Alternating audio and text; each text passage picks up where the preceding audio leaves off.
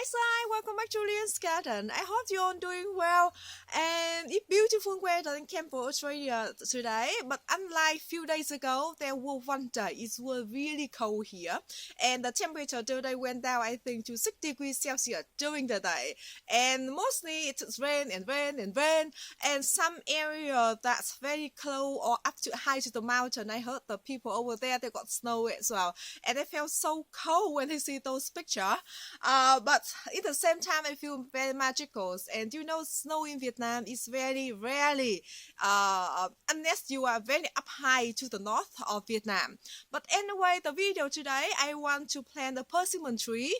If you remember that in my garden tour a few days ago, I uploaded, I did mention that I got one persimmon tree I want to place passion fruit vine that's I wasn't happy there, and also the tree wasn't happy, the vine wasn't happy in that spot either. So it's too much work for me. Just cover it during the day and I cover it during the night and open it up during the day, and it was so cold and sad. At the end, I did not cover it anymore, and now I want to pull that vine out, and I want to plant the same spot there with my persimmon tree, and I think I did show you in that video as well. But also I want to plant the male kiwi vine. So if you follow my channel, you know that I got 2 vine of kiwi berry, and I did not have a much of the berries that season. I got few bunches, but it wasn't a lot. So I thought that I will plant a male kiwi vine there, and they will have. When the male vine like grow, establish, and produce the flowers, and I hope that will support for the pollination for the female kiwi vines. And the vine when I bought from the website in Australia, the website is named Daily Food Tree. Now I'm not advertising for anyone over here, but I bought there. I think I showed you in one of the video a long time ago as well, and they did mention that for that male kiwi vine will pollinate for the normal kiwi vine and for the kiwi berry vine as well.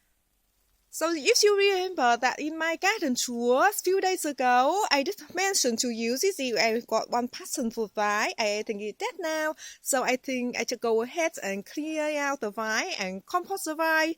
And this is my persimmon tree, and this variety is called Nightingale. And Nightingales is Argentine varieties. That means when we eat the fruit, when the fruit's very soft and mushy. So we, unlike the non-Argentine variety, that we eat the fruit when the fruit still firm and very orangey color. But for the Argentine variety, we have to wait until the fruit are very soft and mushy, and where at that time we can have the very beautiful flavor of the fruit, and also the sweetness of the fruit as well. Okay, so this is the grafted variety. So you can see this area all the way down here is the rootstock, and down here and on the top here, this is the grafted variety. So I just have make sure that I leave I won't bury the trunk of the tree too much. I think I just kind of keep it the soil level as it is, and then in the future, of course, the persimmon tree will take several years to get established and get going. So at the moment, I'm not going to worry anymore. Tying the tree to anywhere. Maybe in the future, and if I see the tree leaning too much, I will bring the stick into that area, and I might just tie the tree up a little bit. It's just in case it's too windy. But anyway, I did mention to you in my video a few days ago that in the future I want to train the tree into the fan shape. So because I heard that the persimmon tree, their branches are very brutal, or that very crunchy, so very easy to break, I think. So I think to train the tree into the fan shape, that will have the branches holding the fruit very well and not breaking. I'm sorry about the sunlight. So first, let me just clear on this area, and then plant the tree. I think it's very straightforward. I will I don't think I need to amend the soil anything in this area because I didn't plant the passion fruit tree right there that long. But if you plant your persimmon tree or any fruit tree and the soil is very poor into the area that you want to plant them, make sure you mix up with, now add some amendment for your trees. Now you can mix some like well rotted cow manure or chicken manure, but also you can add your beautiful homemade compost to them as well. And always make sure they have very good drainage, and especially we got so much of rain in Canberra, Australia now. I know some parts of the country has so much of rain as well. So always make sure you plant your tree or fruit tree in very good drainage position. But if you don't have a raised bed like I do, make sure you plant your tree a little bit higher, like well 20 centimeter higher. Then you can make a mound and to sit your persimmon tree on there. So when it rains and the water just run off, just making like the mound. And I think that's it. I gonna clear the vine and I gonna just plant the tree. Late winter and early spring is the best time to plant bare-rooted tree or berries or lot the ornamental bare-rooted tree as well. So this is my case. So I think I should treat my persimmon tree like bare-rooted. And I got this persimmon tree at the beginning of the winter and I just repotted it. So for both kiwi vine and for the persimmon trees, they prefer to be planted in slightly acidic soil to neutral soil. So be mindful about that. So the tree is planted and I planted the tree kind in the middle between two frames. So if in the future I want to tie the tree or I want to train the tree into the fan frame, that could make it easier. But also I plant the tree kind of near to the other side of the edge of the garden bed than like in the middle or on further on the outer or near to the walkway here, because that could make much easier if in the future I want to train or tie the branches onto the frame. I hope that makes sense. But also I have to make sure I keep the tree moist most of the time. But especially in the summer if we have a hot weather as well. So I think that's it. Let's move into the other side and I'm gonna show you my little kiwi vine. Alright, so this area, if you know this area, I got the pond and my container still doing very well. And further back there, I got two kiwi berry vine. I need to pull some of the vine off though, because it's too digested, too tangled or too congested. I need to pull them. And let me show you.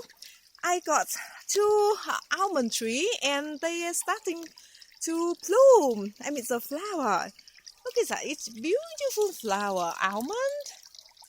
Hello, and last year I got some almond as well and it was too late.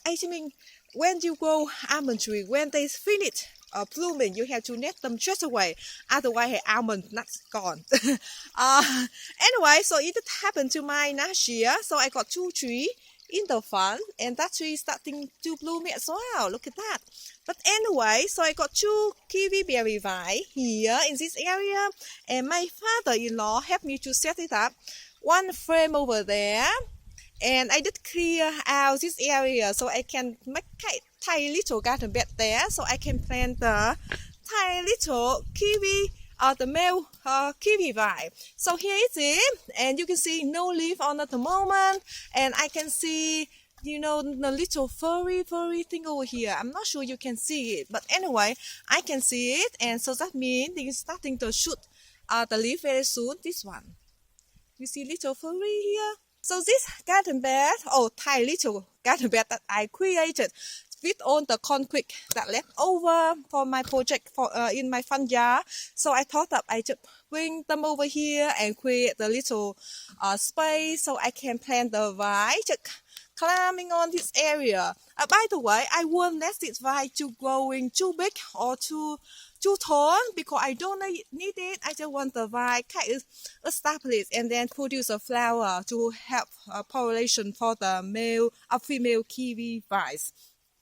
And did I mention that the persimmon tree that on the website they say that they're gonna grow between 2 to 5 meter tall and wide. So that is, that doesn't help, isn't it? But I guess that it's we always can train the tree. You know, can pull the tree off, or if you have a lot of space, you can let it go very big as well. Oh, by the way, the soil in this area is very bad, but I did add some mushroom compost in this area, so you can see, or I hope you can see, I got a lot of worm in here because I love the mushroom compost. Let me show you. Can you see that? Because worms, they love mushroom compost. All right, let me get the tree out. Lots of worm too. You can see here. You see it did kind of like putting out actually. If you remember that I did report it in one of the video and the wood is too tied together, but you can see they're starting rooting out. Look at that.